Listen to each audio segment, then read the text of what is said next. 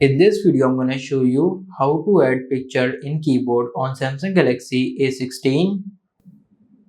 Open the Play Store, search here Gboard, tap on this application. I have already installed it, so I will simply open it. Tap on select input method, select the Gboard. Now go in theme. Here you get the multiple theme and landscape pictures. But I want to add custom picture, so I will simply create my own theme. I will simply select this picture. I will simply tap on next. From here you can adjust the brightness. So this is good.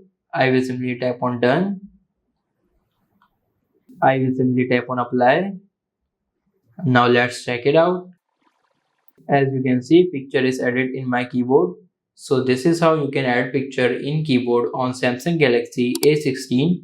If this video helps you, like this video and subscribe the channel.